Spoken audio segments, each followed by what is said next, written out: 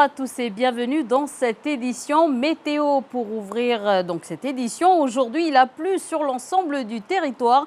Le nord-est de la Grande Terre a été placé en vigilance orange, forte pluie et orage. Le reste du pays est quant à lui en vigilance jaune dans son ensemble.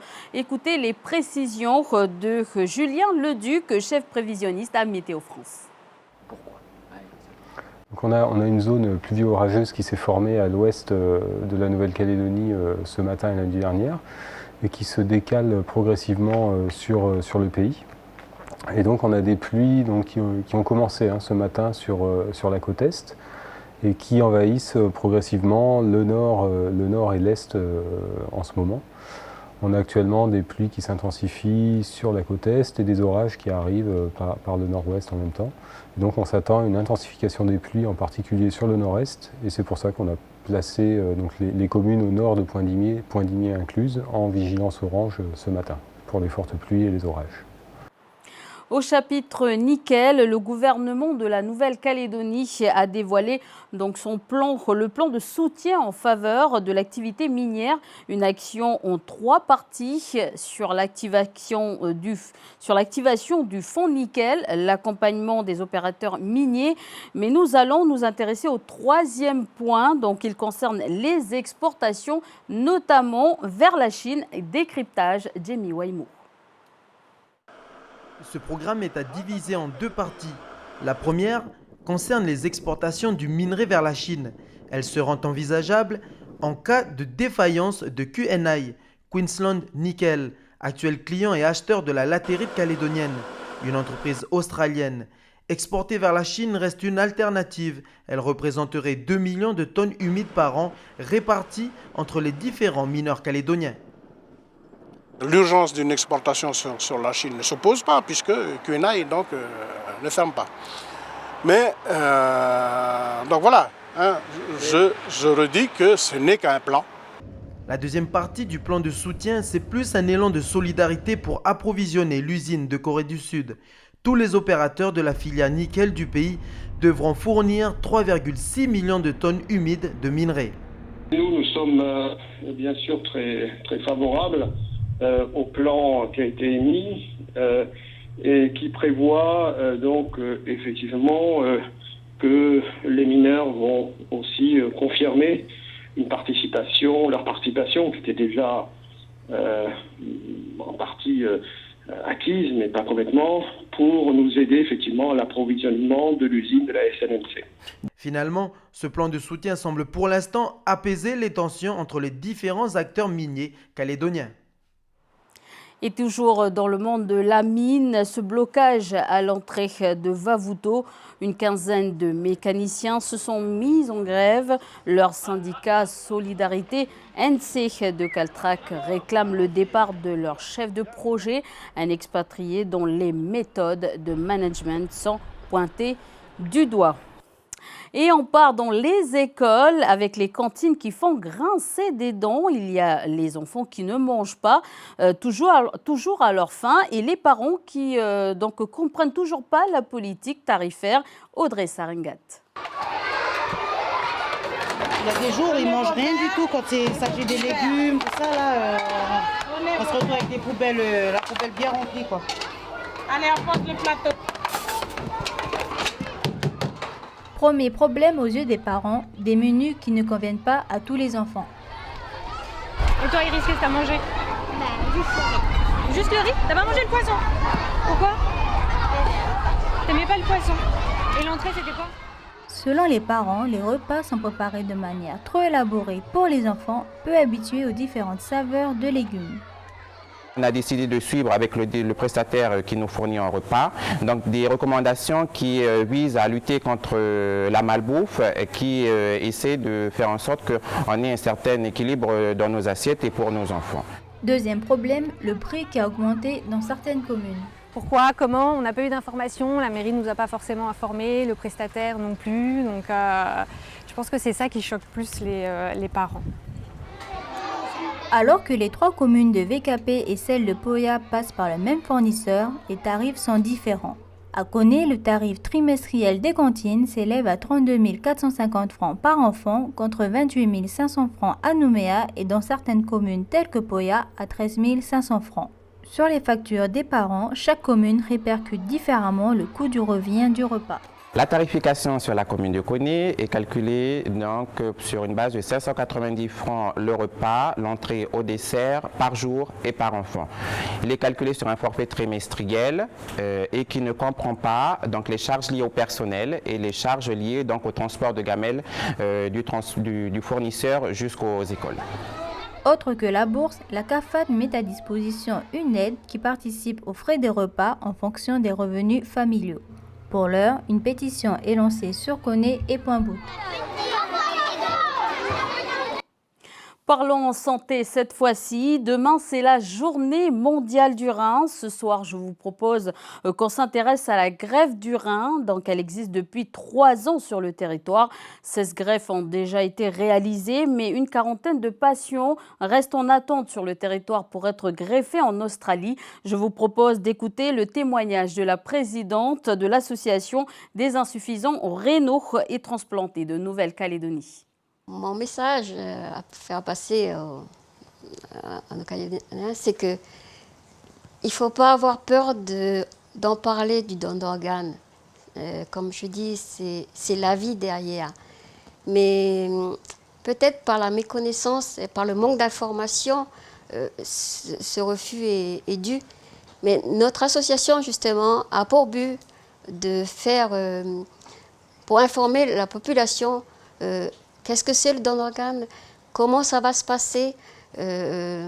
Et les rassurer comment c'est prélevé, comment dans les conditions, et que nous, dans notre association, on était témoins vivants et qu'on est là grâce à des donneurs. On ne serait pas là à vous parler si on n'avait pas eu eux. Comme on dit, s'il n'y a pas vous, il n'y a pas nous. Voilà, et si vous souhaitez donc obtenir votre carte de donneur, vous pouvez aller sur dondorganes.nc. Allez, on continue notre édition avec du sport, avec ce séminaire des arbitres calédoniens ce matin à Nouméa, donc rejoint par des confrères de tout le Pacifique. Objectif, informer nos arbitres locaux des différents changements réglementaires du football international. Voilà des images signées Falaï Wejo. Et dans les deux jours, donc le championnat de Super League reprendra ses droits à Noumadélé et à Yoshida. Tous les Calédoniens, tous les acteurs du football calédonien sont prêts, puisque l'on parlait d'arbitres. Comment les arbitres abordent cette nouvelle saison dans un contexte où les décisions sont souvent contestées. Selon eux, ils ne sont pas assez protégés. Un reportage de Jamie Waimo.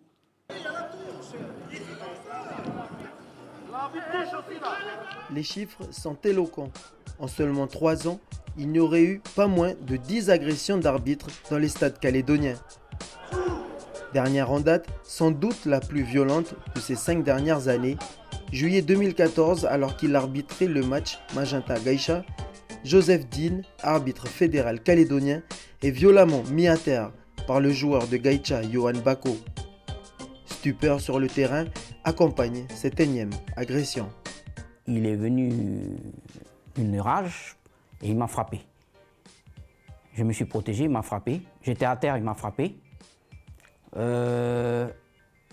J'ai simplement été humble, je ne me suis pas énervé. J'ai pris mes cartons et je suis rentré au vestiaire. Un acte d'incivilité pour le corps arbitral, le malaise est peut-être bien plus loin qu'un simple désaccord de joueurs face à une décision. Dans cette situation-là, le plus gros responsable, ce n'est pas la sécurité, c'est les capitaines de chaque équipe. Et c'est mis dans l'information que l'arbitre est protégé par les capitaines. Moi j'ai mis combien dehors? T'es obligé. Normalement, quand un joueur reçoit des soins sur un terrain, il est censé sortir derrière. Aujourd'hui, la loi, elle est comme ça. Comme tous les ans, les arbitres calédoniens participent au stage de recyclage de début de saison. Ce matin, dans les locaux du CIS, la séance débute par un questionnaire, un QCM tiré du règlement FIFA Une vingtaine de questions et bizarrement, aucune évoque l'insécurité de l'homme de droit. J'entends beaucoup de questions, mais j'entends pas la sécurité des arbitres. Seul contre tous, ou presque, le sentiment de solitude préoccupe les formateurs d'arbitres. Ils réclament avant tout plus de rigueur de la part des délégués de match et que des échanges soient effectués entre les clubs et le corps arbitral. Exemple, organiser des entraînements communs où tous les acteurs peuvent se côtoyer et mieux se connaître. Objectif, jouer la carte de la proximité de façon à ce que les joueurs puissent voir l'arbitre d'une autre manière. Ce n'est pas une question que de l'arbitrage, c'est une question des instances dirigeantes du football calédonien, c'est une question aussi d'éducation, c'est-à-dire que les entraîneurs et les différents éducateurs des différents clubs du territoire doivent aussi participer. Mais si seulement les délégués de match qui sont payés par la fédération faisaient leur boulot comme ils doivent le faire, on n'aurait pas le problème qu'on a aujourd'hui. Il faut essayer de nous comprendre, nous les arbitres. Parce qu'on n'a pas que ça à faire, à rester sur le terrain. On a d'autres choses à faire. Mais c'est notre passion. Ce regroupement fait partie des 2 grands rassemblements annuels pour les arbitres calédoniens. Prochain séminaire prévu en mai, il sera supervisé par un arbitre espagnol mandaté par la FIFA. Allez, tout de suite l'actualité du Pacifique.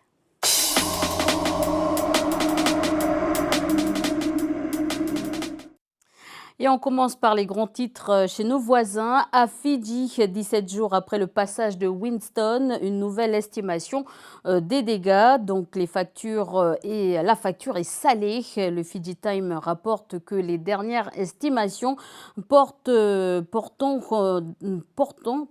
montant total des dégâts à 34 millions de nos francs. Une aide supplémentaire de plus d'1 milliard de francs CFP est octroyée par l'État aux familles les plus touchées. Ensuite, en Nouvelle-Zélande, les îles Kermadec vont-elles être sanctuarisées? Aujourd'hui, un projet de loi va être présenté au Parlement. Un projet de loi qui va être justement présenté au Parlement, nous rapporte Newtalk ZB. Il vise à créer la zone marine protégée la plus étendue du pays. Plus de 600 000 km² au nord-est de l'île du Nord sont concernés. Allez, tout de suite, une sélection des meilleures vidéos du web. On commence avec ces images de Rugby TV. Fidji a battu l'Australie en finale de la 5e étape des Sevens World Series. Comprenez le rugby à 7. L'équipe de Fidji s'est imposée 21-15 à Las Vegas. La suite de la compétition, c'est le week-end prochain à Vancouver. On revient sur l'éclipse solaire avec ces images de la page YouTube Slough. On pouvait y suivre en direct l'évolution de l'éclipse depuis l'Indonésie, comme si on y était. Près de 45 000 internautes en ont profité.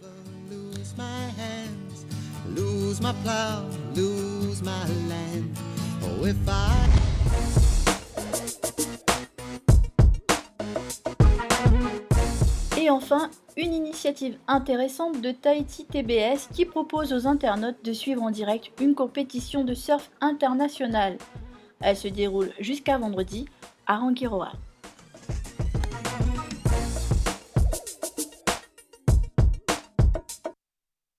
Et enfin, vous le savez, c'est le moment de faire sa déclaration d'impôt. Et oui, personne n'y échappe. Chloé Yentao a testé pour vous les différentes possibilités qui s'offrent aux contribuables calédoniens pour accomplir cette démarche. Est-ce plus rapide de déclarer sur papier ou sur Internet? On regarde tout de suite.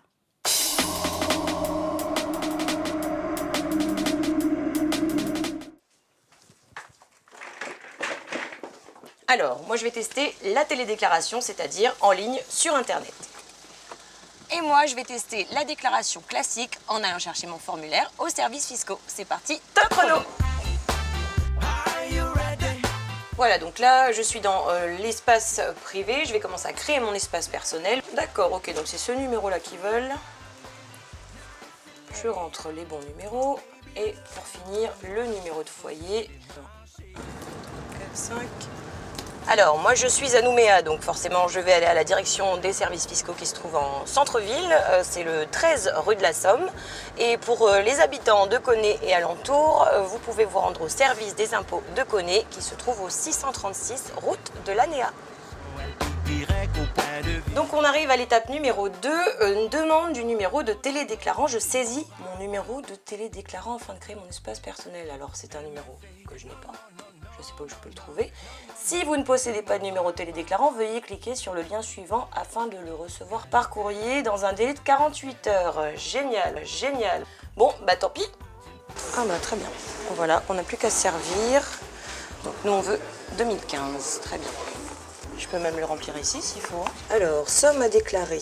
Total annuel net des salaires et traitements. Alors là, ça va être difficile parce que j'ai pris aucun papier avec moi, j'ai aucune fiche de salaire. Donc il va falloir retourner à la maison. Bon voilà, retour à la maison avec ma déclaration des revenus à finir de remplir. Et puis j'ai aussi pris ma fiche de salaire de décembre l'année dernière pour pouvoir remplir donc le total annuel net des salaires et traitements. Donc voilà, c'est quasiment fini.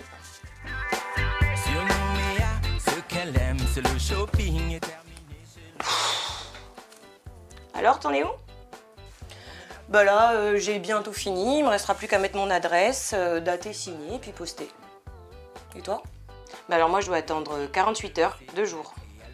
2 jours? Pourquoi 2 jours? Bah ouais, 2 jours parce que j'ai fait ma demande de numéro de télédéclarant qui vont me renvoyer par courrier sous 48 heures. Je te raconte pas le truc. D'accord, bon, on dirait que ça sera pas aussi rapide qu'on l'espérait. En tout cas, moi, j'ai fini. Je vais aller poster. Je te laisse attendre, tu fais comme chez toi, il n'y a pas de souci. Et bien voilà, fin du chrono. Nous avons mis donc 30 minutes pour cette déclaration papier versus 48 heures pour la télédéclaration. Parce que je dois bien sûr attendre ce fameux numéro télédéclarant qui me sera renvoyé sous 48 heures par courrier. Comble du fait, je voulais économiser du papier et du temps et j'ai perdu les deux. Par contre, vous avez bien noté que c'est parce que c'est la première fois, j'ai dû créer mon espace personnel. Ce numéro me servira donc pour les années futures, pour mes prochaines déclarations et bien sûr, là, je gagnerai du temps. Sachez pour finir que la date limite pour déclarer vos impôts est fixée au 31 mars si vous optez pour la déclaration papier. En revanche, si vous optez pour la télédéclaration, pour les résidents à Nouméa, vous avez jusqu'au 17 mai et pour les résidents des autres communes, vous avez jusqu'au 24 mai. Je vous retrouve très vite, j'ai encore plein de choses à tester pour vous. Taltoul! Voilà, ainsi s'achève cette édition. Merci à tous de nous avoir suivis. Je vous retrouve demain pour un nouveau rendez-vous.